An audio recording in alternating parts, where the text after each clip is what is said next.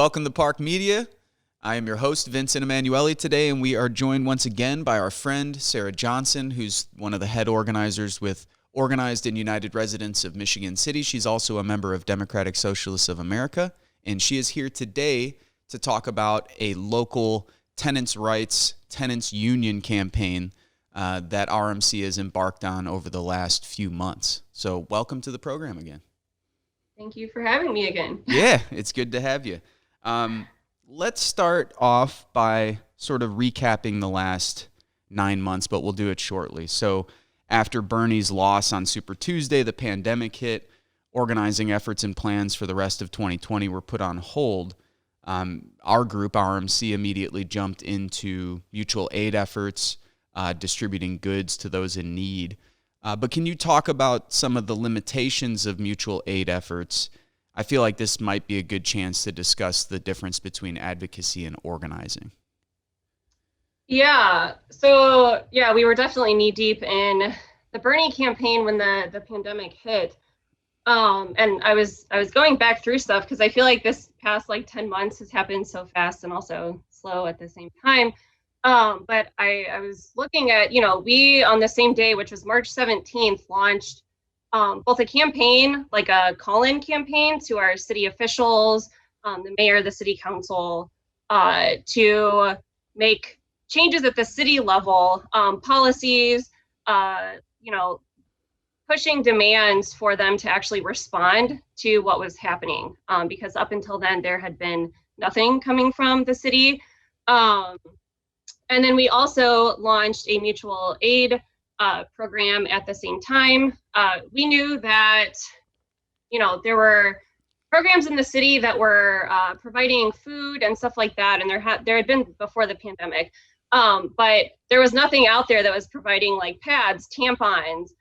We already knew members in our group were out of work already, that worked in restaurants, and we knew that this wasn't going to be going away in a few weeks. So we kind of did those things at the same time with the hopes of getting some larger citywide change that would respond to some of these issues, and then also doing some of that ourselves. So yeah, we did that. We had a lot of people coming in to help volunteer, risking dropping items off at other people's houses in the city, and then people who needed help with getting their medication delivered, needed help with getting diapers, high risk, can't go out.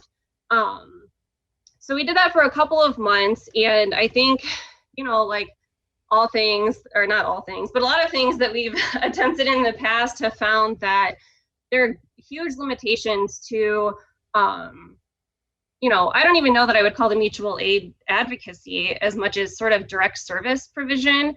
And I think that converge on advocacy. But the limitations of doing that and it not actually leading to any type of concrete change. So yes, people were supporting each other, getting tampons, but the city still wasn't even having city council meetings or responding to, the now mass unemployment and the increasing numbers of COVID every day. And we're a tourist town with people coming in all the time from out of state. So yeah, I think we realized pretty quickly, we were like, well, we need to do something. Everything else that we were doing stopped. So we're like, we need to do something. And so, yeah, we started along that road. And it was also an opportunity just to kind of keep people in the group who had been active doing something other than sitting at home in complete terror, like everybody was for the first month or two, trying to figure out what in the hell this looked like and trying to keep everybody together. I do think in that way it was probably useful to do something like that. Yeah, totally. Yeah, and that's what I was gonna I ask. think talking, being able to still talk to people and connect to people in the community, because we weren't having these events anymore. We weren't, before pre-pandemic, I was in the beginning stages of a single issue campaign on public transportation. Well, public transportation was totally stopped. And, when we were making these phone calls for mutual aid, we were talking to residents about the other issues they were having. And then they were also calling the city about, the demands that we had about not evicting people, providing providing like direct services that people need, helping make those connections, and doing that type of thing. So yeah, that was kind of our theory of change with that. Were you surprised with the response from local officials? Yeah, we had conversations as this was initially happening about, we didn't expect a progressive response. But I think, I guess I can speak for myself. I did not expect no response. And, we were in the situation where when we started calling city officials to be like, hey, what's going on? Like, what are the kind of the plans here? We're looking at these numbers. It's not looking good. And they hadn't even talked to each other. They were not in communication. They weren't even having meetings. I think they went 5 weeks without having like a city council meeting. And having those conversations and then continuing, it was like the mayor, for example, was like, I'm going to respond to these demands. Like, I'm going to figure this stuff out. I also care about these issues. And then just like stopped communicating, stopped answering the phone. And there was just, nothing. So it was surprising. I guess looking back, I shouldn't be surprised, but I think it really illustrated the complete lack of ability to respond when something like this happens, let alone everyday other things that are going on outside of a pandemic. Right. No, it is frightening, and I'm assuming other people who are going to watch and listen have probably had a similar experience. I mean, I can only imagine how many towns and cities and counties just kind of gave up in the first couple months of the pandemic and provided no leadership, which wasn't that much different than the national situation. So by the end of May, we're in the midst of this pandemic. We've been doing mutual aid. Then George Floyd is murdered in Minneapolis, Minnesota, and we see this explosion of uprisings throughout the U.S., especially, I think this is now, we're talking the end of May.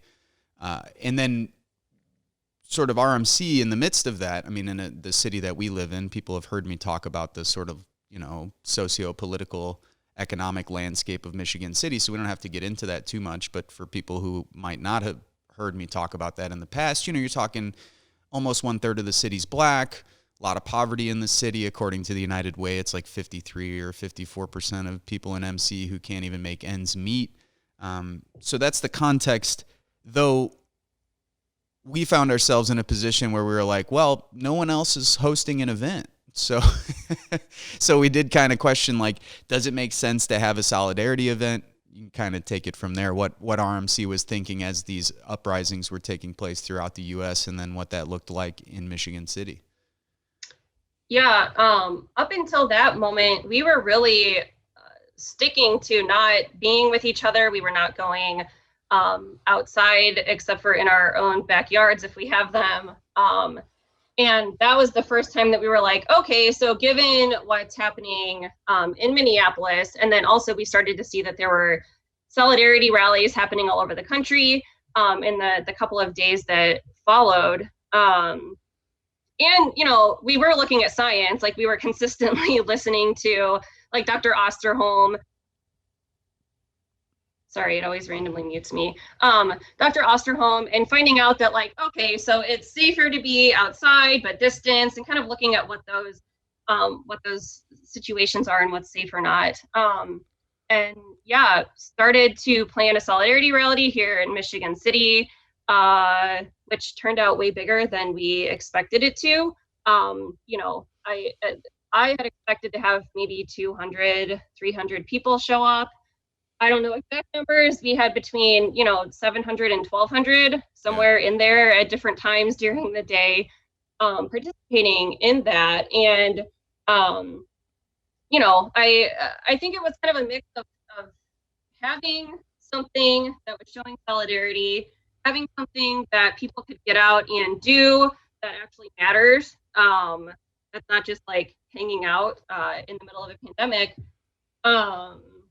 And also seeing if it is an opportunity to identify some people who come to the rally, who bring people with them, and trying to identify some of those, like Mac Levy would call organic leaders, or people who have some respect amongst other people in the community that aren't in these positions of power or, authority. try to talk to them about what's going on and see if we can kind of come together to develop some strategy around what to do in the city to get some things rolling in whatever area that is. Which that didn't really work either, despite best efforts. Yeah. Well, I was going to say, I mean, part of the issue and part of what we've talked about on this program in the past, something we're going to, I think, talk about more because it doesn't take place in a vacuum, is that there are not too many organized Black political organizations, progressive Black political organizations in the country, number one. Number two, there's absolutely not one in Michigan City. So I don't know if you want to speak to that, but I know sometimes when we're speaking with people about the political situation where we live, you know, people often ask sort of, oh, is there a Black Lives Matter chapter? Are there active progressive Black churches? Are there Black city councilmen who are progressive? I know the answers to all those questions, but I'm wondering if you could kind of go through kind of what the landscape is here in Michigan City.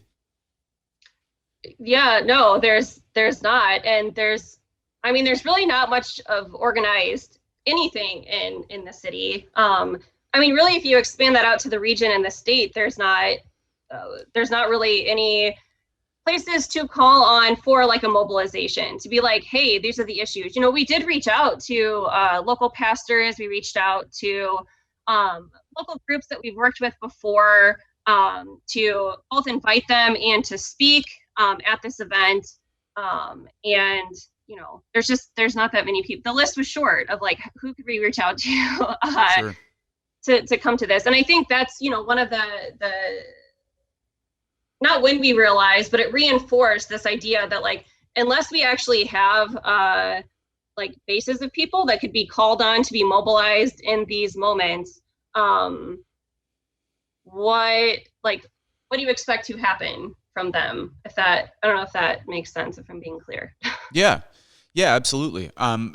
It's sort of the same conversation I had with a friend last night. We were talking about the George Floyd protests, and he had said, you know, he was like, hey, I remember talking with you at the beginning of the summer, and you had told me that at some point these were going to die down because there's just nobody to keep them going. And I mean, it's the same thing here. I mean, if you don't have an existing, as you said, base of people who are organized and accountable to an organization or an institution, and they collectively work together all the time, just asking individuals to get off the couch and come out to an event is a whole different thing. And you definitely can't sustain it or then come up with, like you said, strategies and ideas for what we might want to achieve and build off of that if you're just dealing with individuals, you know, not groups of people who are actually organized. What was your sense? We had 1,000 people, I would say, yeah, around 1,000 people, like you said, show up. I thought it was pretty good for a city of 30,000 people. I mean, it was quite significant. I mean, as you said, most of us were surprised. What did you make of kind of the aftermath of that? The rally went relatively well. I mean, there was like a smaller group that kind of broke off and did some other stuff at the shopping mall, which was minor, just a couple broken windows, stuff like that. But I'm kind of wondering what you thought in the aftermath and then how it played out nationwide, kind of what your thinking was, because RMC did make a choice to like not follow this particular thread any further after a couple weeks of, you know, watching the uprisings and so on. Yeah. So initially afterwards, we were, like I said, trying to do one-on-one conversations with people who had showed up that like at it, we were going up to them and being like, hey, like, I'm Sarah, like, I see, you know, you're out here, you're like kind of leading a lot of the things that are going on. Like, let's talk about what's happening here. And there was no interest in like sustained effort. So it was like this explosion and then trying to move that in like, I don't know, a more productive strategic direction just was like it was not in the cards. And, you know, I am probably off at this point in terms of like what all is happening in the cities where there were bigger, longer actions.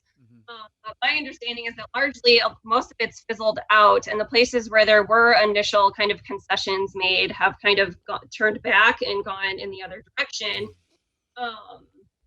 And you know, one of the things too here was that there were a lot of conversations at the time about like, well, okay, so what would this get replaced with? Like, what is actually like a vision for what we would do here. And in the midst of this, we're having issues like people are getting evicted in the middle of a pandemic. People still aren't working. Like there are all of these other things happening while this is happening.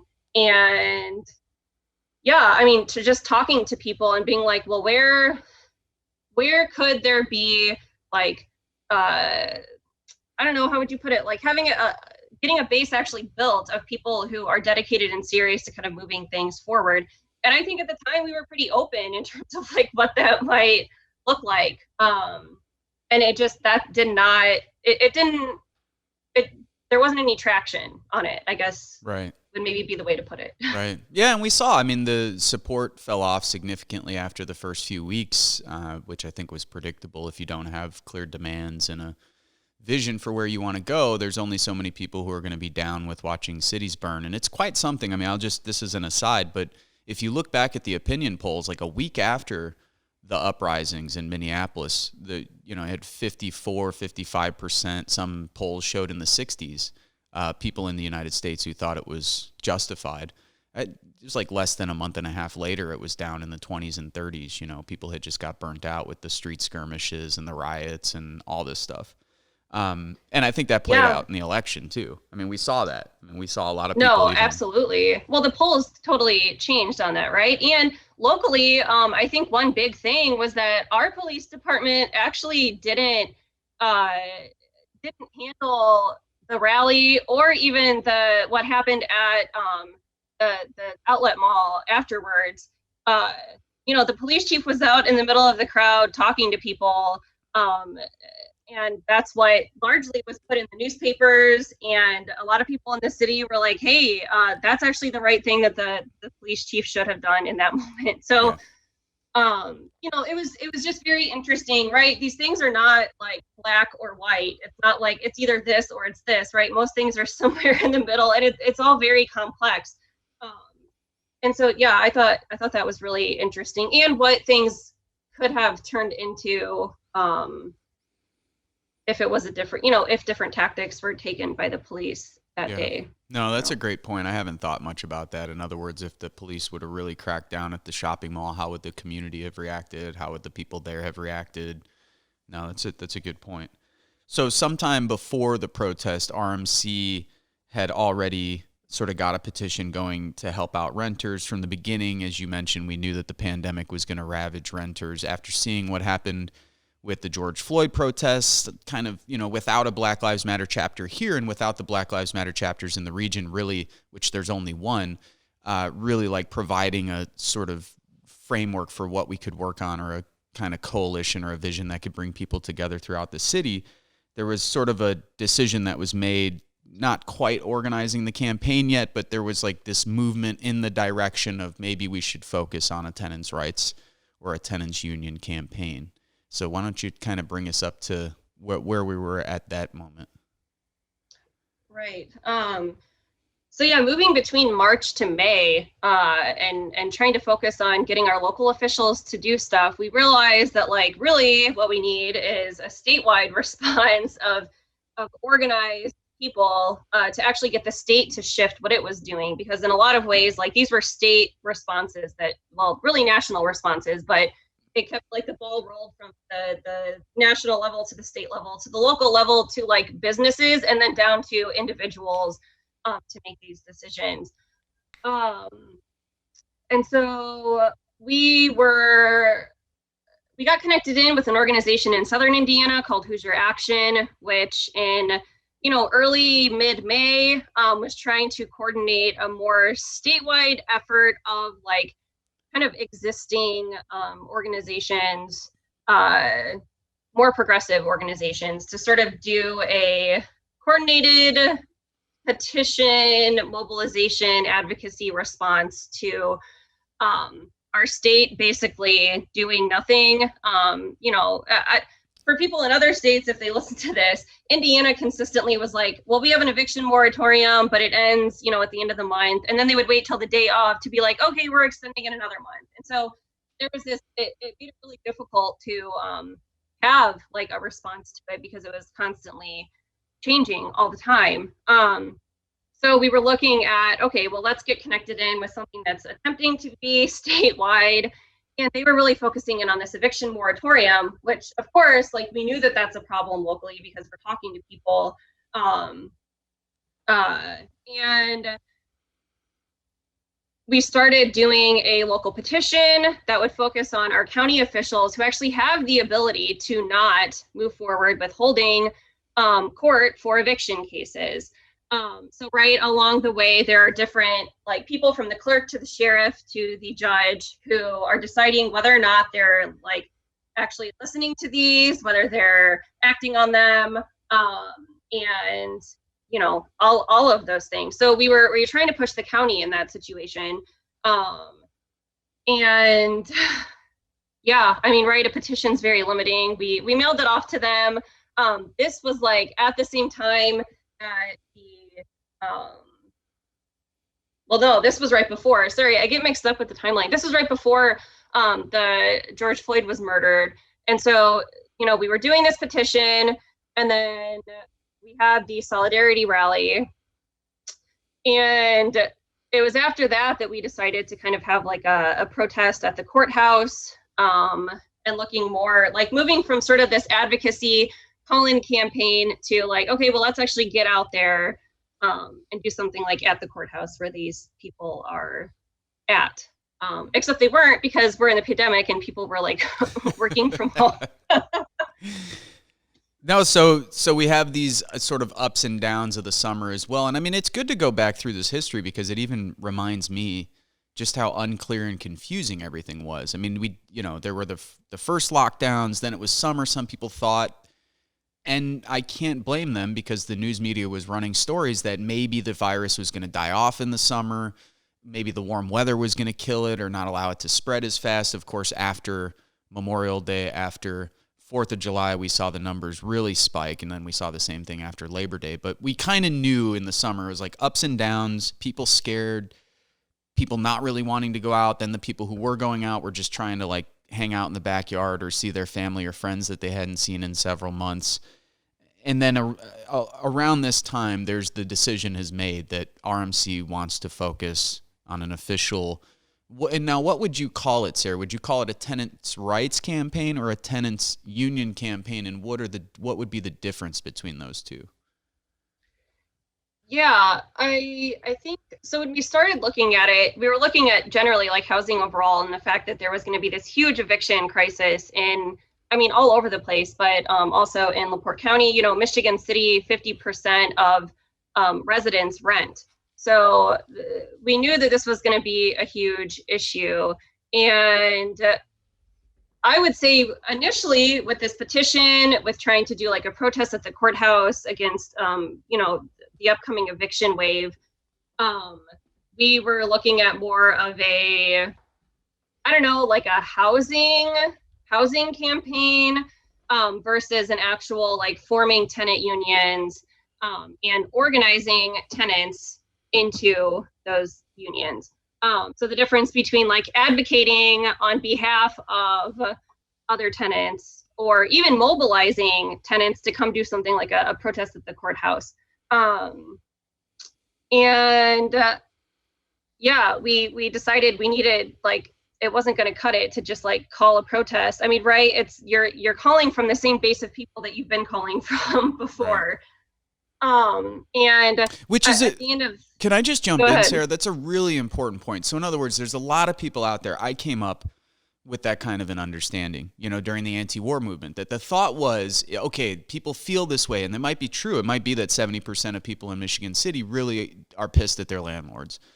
But that doesn't mean that if you just hold a rally or share it online or even pass out, you know, a flyer to everyone's home, that they're going to show up to that.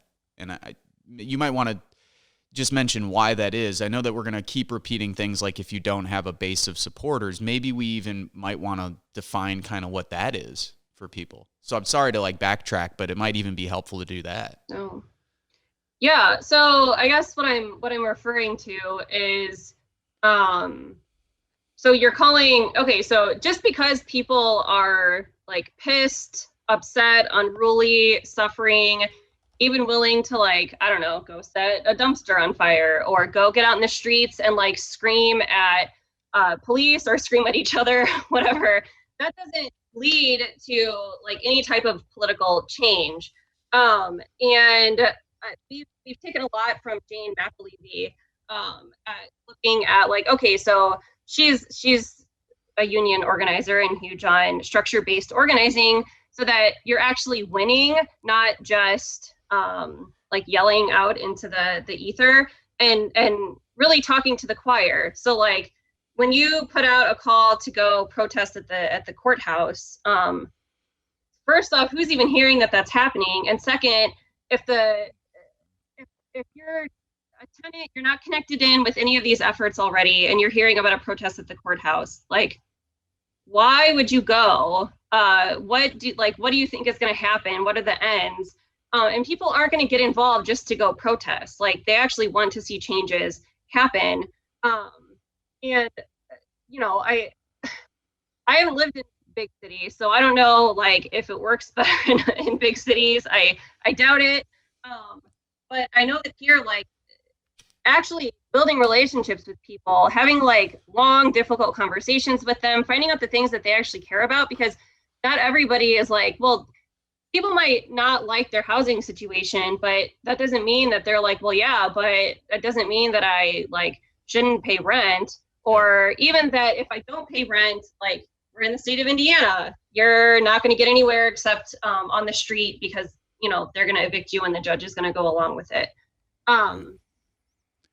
I don't know. Which is really important, because the other call that we saw from sort of the online left, or the people who are just, I don't know what groups they work with, if they work with any groups, but another immediate call was rent strike. Everybody's just going to go on a rent strike. So what does that look like in real life? Not that we've successfully organized a rent strike on a massive scale, but then again, there's not too many people who have in recent memory. So, but what conceptually, how do you think about that? And then how does that sound to someone who's an organizer on the ground in a place like this, when you see somebody simply call for a rent strike? And you kind of alluded to it, but what are the real world consequences that people face in a state like Indiana, trifecta, Republican controlled, regressive laws downstate, no legal infrastructure or political infrastructure to support efforts like that?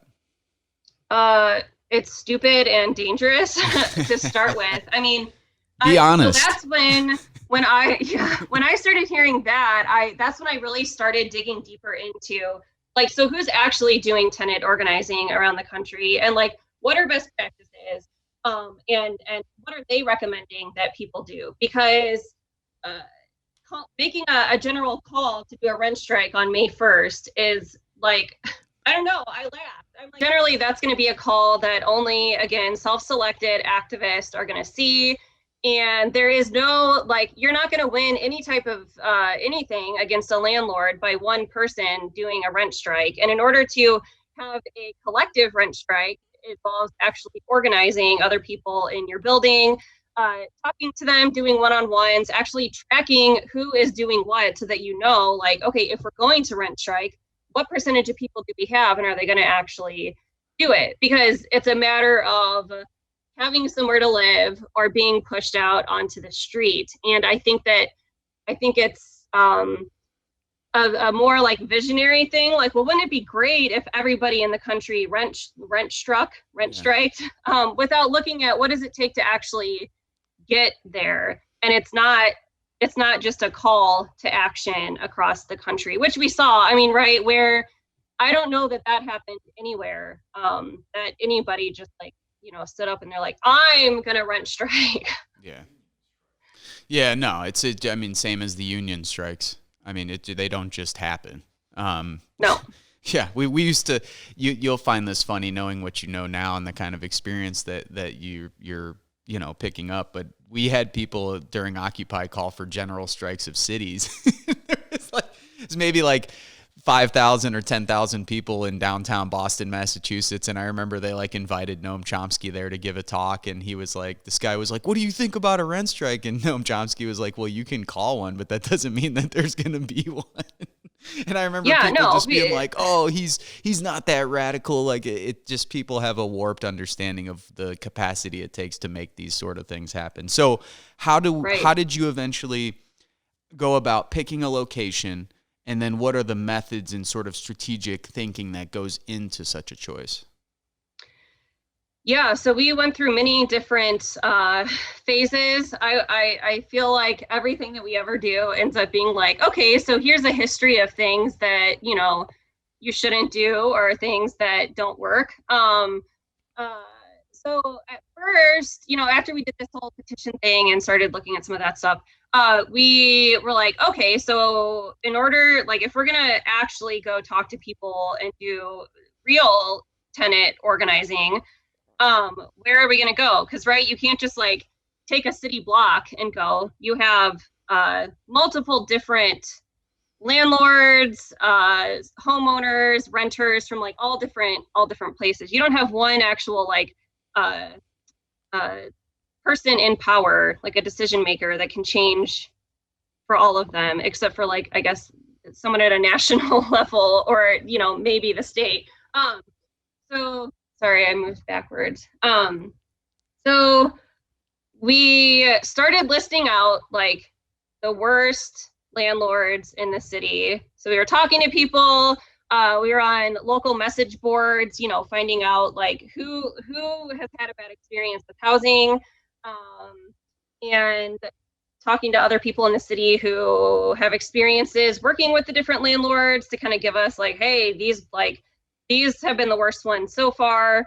And then we put together a plan to actually go door to door and talk to those people. So we did a training ahead of time to make sure that everybody knew to wear masks, to stay back, how we were actually tracking all of that information to see like, okay, so we've heard that they're bad. What do the tenants who actually live in these places think? One of the things that's hard in Michigan City is that unlike big cities where most of the tenant organizing is taking place, we don't have like high-rise apartment buildings. Like we have apartment complexes, but we mostly have single housing, like landlords who have houses or split up houses all around the city, west side, east side, south side, maybe even spread out over the counties. So when we started to look at, we were driving all over the city to go from one house to another of the same landlord and hearing that people had some of the same issues, but when it came to like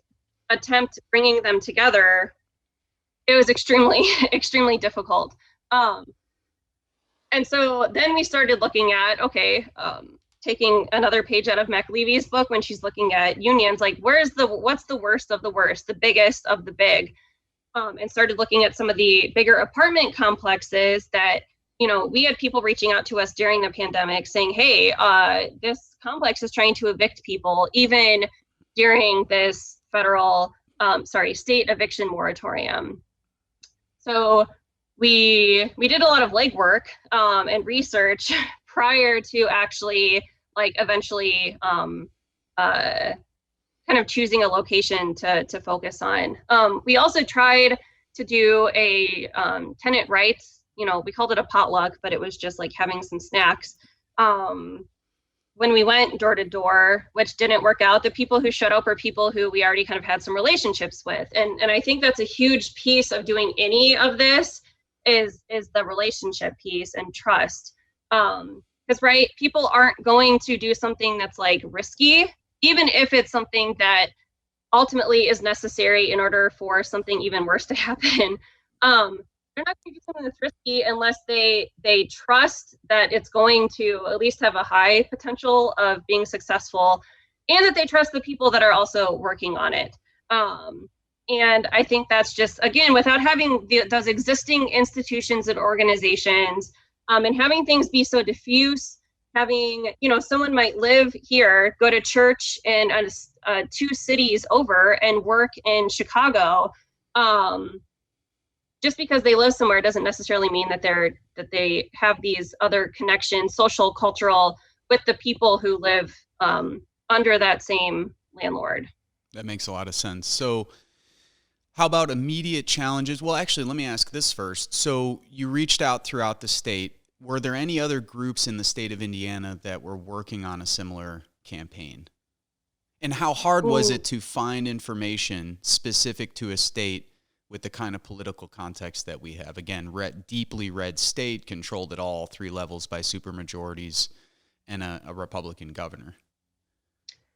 Yeah, no, we did look around and reached out to a lot of different people that we already knew of throughout the state, people that we heard that maybe were doing some stuff, but there was no other like actual tenant organizing taking place. You know, we talked to some people who were talking about doing like eviction defense in a more general like rent strikey way. Yeah. But there was nothing in Indiana. In fact, we struggled to find other tenant organizers in other red states, or more rural, suburban areas, and they're just really there isn't hardly any. But we did get connected in with the Autonomous Tenant Union Network, and that was extremely helpful. So we got connected in. They have, for anyone else interested in doing this, they have office hours. I guess one of the benefits of the pandemic was that it made it a lot easier to connect in with these other groups around the country who were doing this work, and like everybody had to be moving online. So there was suddenly all of these opportunities to connect in with people that just didn't exist before. So that was hugely helpful. Like, we didn't need to recreate the wheel. Obviously, circumstances here are different than in other places to some extent, but there's all of these like organizing guides, flyers, tracking sheets that other groups have used that we can borrow from, instead of being like, well, we're going to do our own little thing here. Right. So that's been hugely helpful, being able to talk with them to get guidance. So how about the last few months? What were some of the, I know we can't go into details. This is something that I wanted to mention during this interview. For people who are going to be doing this, there's certain information that you don't mind being public, and then there's other information that you should absolutely keep secret because it's strategic to do so. So we're not trying to like give away our whole hand. So we can't get into really nitty-gritty details, names, places, stuff like that. But I am interested in your immediate challenges, immediate successes, stuff that surprised you along the way over these last few months. Yeah, so we've really been, let's see, it was the end of July that we really started like honing in on one specific location. And I guess maybe speaking a little bit more broadly first of like things that have been difficult and things that have been successful. One of the biggest things that we've run into is sort of the current expectation that tenants have. And I wouldn't even say that it's necessarily just tenants, but like people, right? Because tenants are also part of this larger group of just residents generally in the city. Most people have never organized in their life. They haven't been a part of most even a mobilization. There's a huge stain at this point on the concept of a workers union. They've been gutted in the state of Indiana. And so even talking about the concept to people has been difficult. People also have expectations, not all people, but a lot of people that I've talked to have had expectations that if the people in power only knew that we were being treated this way, they would like react and they would fix it, right? Because it's like unethical and just really bad. And so, finding out that there's not some city committee on tenant rights that you could go to and complain about your landlord and that they would come and fix it. It's been a definite sort of like having long conversations with tenants about what the reality is of the situation, and that there isn't just like you can't just make phone calls and have this stuff get fixed. And kind of the expectations that come along with that. So people are used to like direct service, right? I mean, our whole like community is set up on, I guess at most going to like a protest or something, but for the most part, it's like direct service. And so people were like, oh, are you with the city? oh, you can just, like, you have power, you can just call and make this happen. Absolutely zero context of like working collectively to do something. And so I think that's been one of the biggest challenges overall. And the only way that you get beyond that is having conversations and like people starting to learn those lessons as they go, where they're like, oh, yeah, there isn't a number to call, or I called corporate and they told me to F off, they don't care. Right. So allowing them to make mistakes, like sort of allowing them to also reach out to city, be like, hey, go ahead and call city council and see what the response is. That's also part of it. Yeah. Yeah, no, absolutely. And I think, at this point, and there were people though, so the power of tenants talking to each other isn't necessarily something that you can, be like, well, this was a measured win. Like you can't measure the success of it, but tenants talking to each other and being like, well, we should call corporate. And then another tenant's like, yeah, I already called corporate. They don't care. I called them 16 times. My neighbor doesn't have, they can't use their sink and their toilet backs up and they have sewage in their basement. And being like, oh, I didn't know that was happening. Or finding out, how much people's rents have been raised by. So even just having those conversations with other tenants has been huge in terms of like understanding what the situation is and kind of changing their expectations, like raising the expectations in some ways and then lowering in others in terms of being like, there isn't a quick fix to this. So, and yeah, learning from mistakes. So trying stuff out and, seeing what happens. I think another challenge is that balance between like creating tenant ownership of a project and making those decisions, and then also understanding that like if people knew what to do already, they would have been doing it, at least presumably they would have been doing something closer to it than what's going on. And so you also can't just be like, well, what does everyone want to do? Okay, let's do that. Like, right, there is a sense of like providing some of those resources and information, success stories from other organizations, and kind of helping move things along in that way. It's a lot of like back and forth, seeing where people are at and figuring out where they're capable of going, and then reassessing, and then continuously doing that like forever. Right. What does this look like in terms of day-to-day, week-to-week work? So people are listening to this or viewing this and they're thinking to themselves, I would like to do something similar. What kind of time, what kind of capacity are we talking about? Yeah, I think it depends what capacity you have and what you're willing to put in. I spend a lot of my time on this. I would say like we have, a handful of people in OURMC that regularly meet to discuss this, talk about next steps. We have some people. How regularly do you meet? So we meet weekly.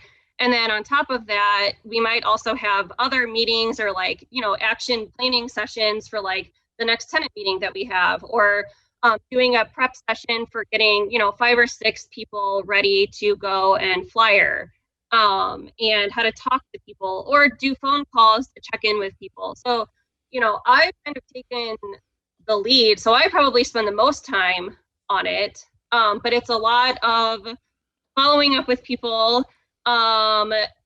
Sometimes like a couple of weeks ago, a tenant called at like 11 p.m. and they were like, hey, this thing's going on. Like, what should we do? We're thinking about this, and like being ready to adapt and shift and like take things slowly because you have to, but also recognize when there are moments to try to like escalate and move things forward. But yeah, a lot of time, morning, evenings, during the day, the weekends. I don't know what what a weekend is, because I work, I'm working full time Monday through Friday, and then this is my other time project, along with trying to start a DSA chapter. Yeah. Yeah, no, you're not that busy and you don't have that much going on. I wanted to give I No, wanted to give very people a bored. sense of how much time and effort actually goes into these things. So, moving forward, we're obviously in some tough and challenging times. We've got a brutal winter ahead of us. COVID is the worst that it's ever been at this moment right now. Indiana, I think, has the third most hospitalizations in the country per capita. So everybody knows it's rough. Winter where we live is particularly brutal, usually, and we're supposed to get a mild winter this year, which is going to help us out a little bit. But basically the next few months are shot in terms of in-person activity. So what does that look like?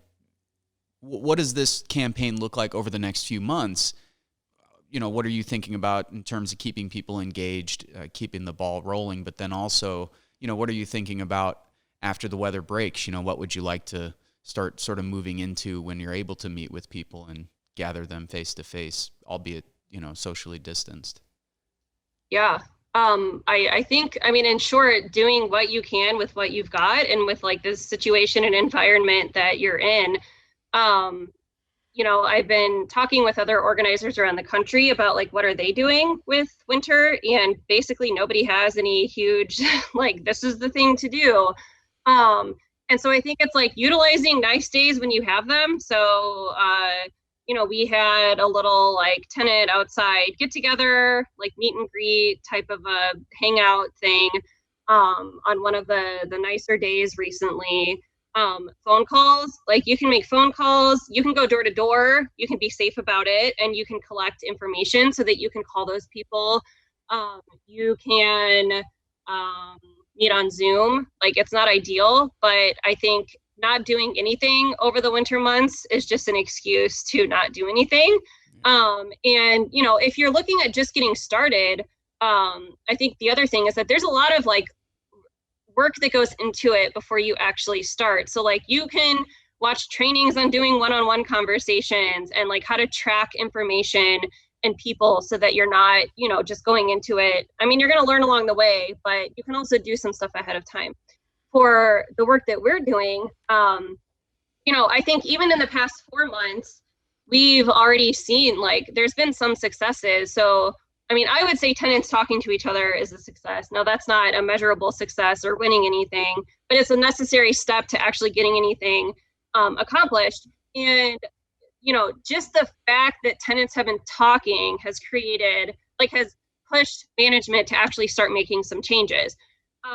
And I think that's huge, like for people to start seeing like, oh, they only did this once we started talking to each other. Like they're outside now going door to door to talk to people to find out what their concerns are, and when things do pop up, like if a crisis emerges with a tenant who has, whatever, let's say a sewage, like a huge sewage disaster in their basement that management is just like not fixing.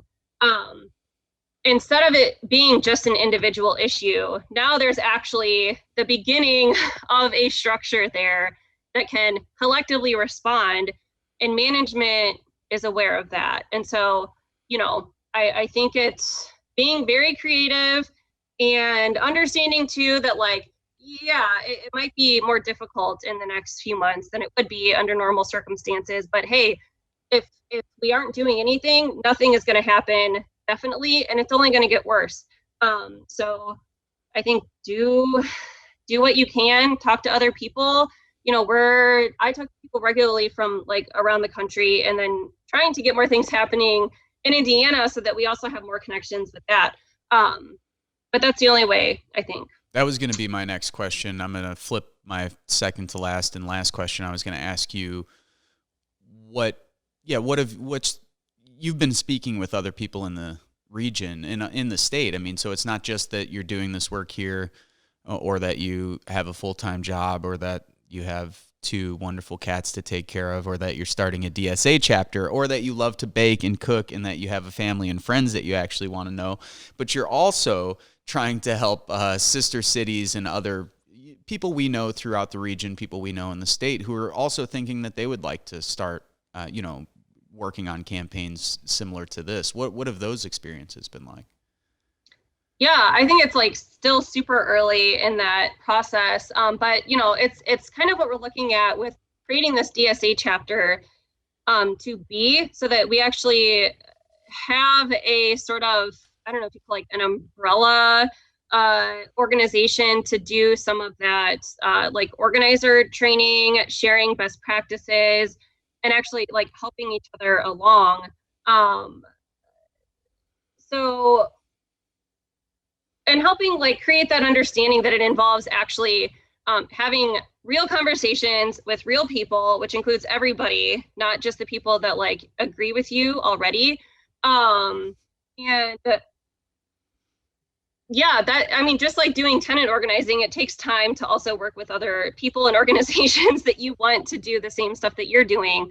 And so, you know, we've just started along those lines, trying to, yeah, have those conversations. And, you know, we're starting to meet weekly with them as well. And so we're hoping to obviously build that and expand so that we have more capacity to do those, you know, trainings and, you know, sharing best practices instead of just, you know, going out there and being like, well, we're organizing this complex, and after a week of not having good response, we are quitting. You know, Right. like everybody needs that support and also dose of reality of like, yeah, well, here's what to expect. Like people who have done this for years say, expect it to take, you know, a year to have a full, like a functioning tenant union. Right. Not a week. Right. Excellent point. Super important point. My last question would be, ideally, what would you like to have, say, within 6 months? Where would you like to see the campaign, say, in a year? Yeah, so in 6 months, you know, I would like to see at least, well, between 6 months and a year, having a functioning, I guess you would call it a local, at the current location where we have a campaign, having won some of their demands and actually having a lasting organization. And, you know, also during that time, starting to expand from there, connecting these different tenants to each other that have different landlords, because our population is very transient, not only across cities and states, but even within Michigan City. It's like, you know, they'll live here a year, they'll move over here. Some people even come back to the complex that they moved out of before. But connecting those things so to, you know, eventually have like a citywide tenant council or something along the lines of that. In Michigan City, there's a landlord association. They can get, you know, roll out 60 landlords deep to a city council meeting to shut down basic tenant protections. There's not even an inkling of that comparable for tenants, while tenants make up, you know, half of the population.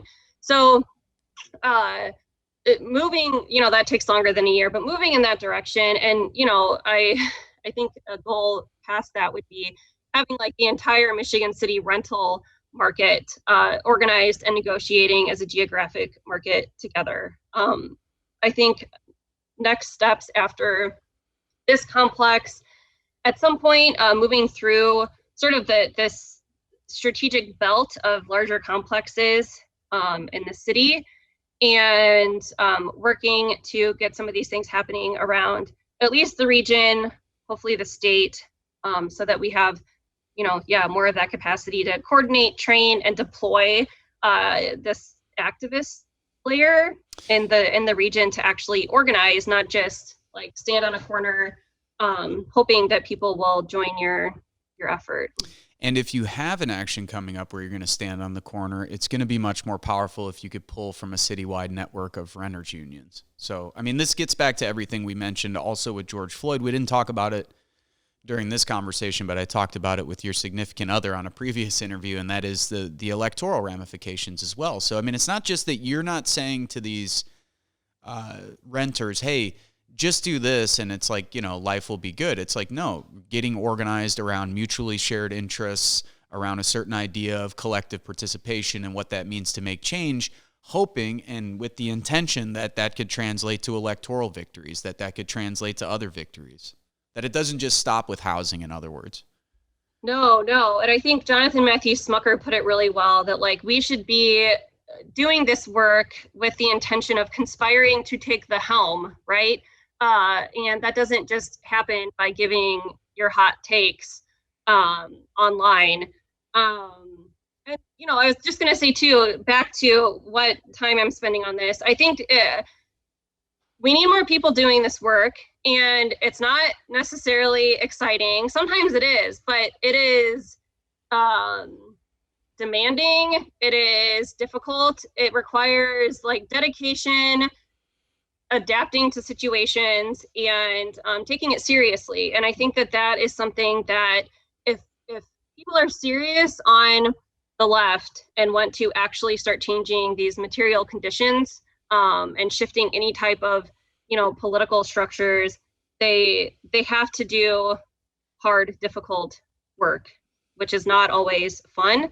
And yeah, I don't know. That's life. Hey, that's life. That's the song I want to play as we end this. Maybe we could do a 5-second clip. I think that's legal. Yeah, we can actually. We can take 5 seconds. Yeah. Well, and that's perfect. I love Frank Sinatra. So Sarah, thank you so much for your time. And yeah, I'm of course happy to know you, proud to work with you. So thank you for your time today. Yeah, thank you. And we'll be back in the future and hopefully can bring some tenants on as well. Yes, and maybe in person, even better. All right, yeah. You've been watching Park Media. I'm your host today, Vince Emanuele, and we'll see you soon. Hey, thank you for watching and listening. If you think this program is worth a pack of cigarettes or a cheeseburger, you could become a Patreon for as little as $3 a month. The link is available at our website, parkmedia.org. That's PARCmedia.org. Make sure to subscribe to our YouTube channel below. Also, you could find us on Instagram at Park Media, Facebook at Politics, Art, Roots, Culture, and you could find me on Twitter at Vince Emanuele.